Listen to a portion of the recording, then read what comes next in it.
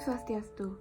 Halo semuanya, kami dari SMP Negeri 1 Denpasar akan membahas bab 4 yaitu Indonesia dari masa kemerdekaan hingga masa reformasi, subbab masa kemerdekaan 1945 sampai 1950, poin 43 perkembangan ekonomi pada masa kemerdekaan, dengan guru pembimbing kami Dr. Putu Eka Juliana Jaya SEMSI.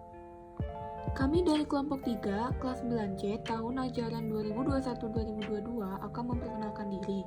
Perkenalkan, nama saya Niputu Amelia Safita Putri, nomor absen 32 dari kelas 9C sebagai ketua kelompok. Ana Agung Sagung Putri Maharani Purnamaswari, nomor absen 3 dari kelas 9C sebagai wakil kelompok. Iputu alias Tawibawa, nomor absen 22 dari kelas 9C sebagai anggota kelompok 1. Imade Rama Dwi Putra, nomor absen 19 dari kelas 9C sebagai anggota kelompok 2. Perkembangan ekonomi Indonesia pada masa kemerdekaan. Pada masa kemerdekaan, keadaan ekonomi bangsa Indonesia masih belum stabil. Hal ini disebabkan oleh masalah-masalah ekonomi yang terjadi saat itu. Masalah-masalah tersebut antara lain sebagai berikut. A. Permasalahan inflasi. Beberapa bulan setelah proklamasi kemerdekaan, bangsa Indonesia mengalami inflasi yang terlalu tinggi atau hiperinflasi. Inflasi terjadi karena mata uang Jepang beredar secara tak terkendali. Pada saat itu, pemerintah tidak dapat menyatakan mata uang Jepang tidak berlaku karena belum memiliki mata uang sendiri sebagai penggantinya. Kas negara pun kosong, pajak dan bea masuk sangat kecil. Untuk mengatasi masalah ini, pemerintah mengambil kebijakan berlakunya mata uang The Javaske Bank, mata uang pemerintah Hindia Belanda, dan mata uang pendudukan Jepang. B. Blokade laut.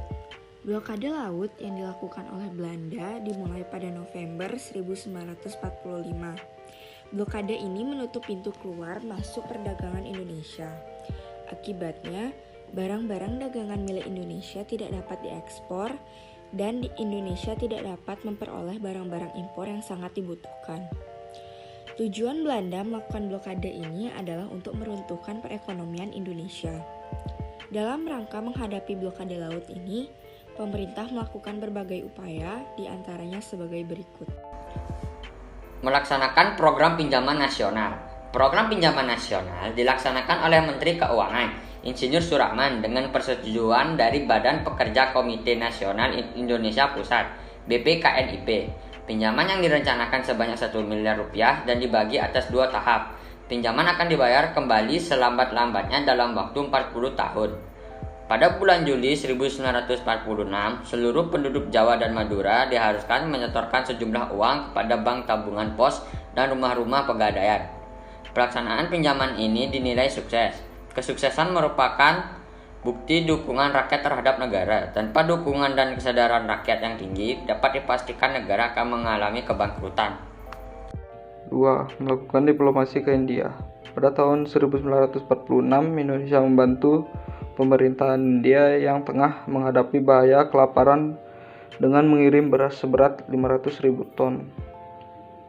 Sebagai imbalannya, pemerintah India menjanjikan akan mengirim bahan pakaian yang sangat dibutuhkan oleh rakyat Indonesia.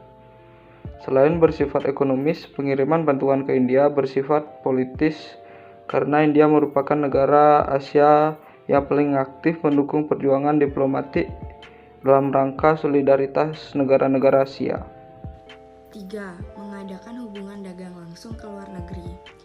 Usaha mengadakan hubungan dagang ke luar negeri itu dirintis oleh Banking and Trading Corporation atau BTC, suatu badan perdagangan semi pemerintah. BTC berhasil mengadakan kontak dengan perusahaan swasta Amerika Serikat. Dalam transaksi pertama, pihak Amerika Serikat bersedia membeli barang-barang ekspor seperti gula, teh, dan karet.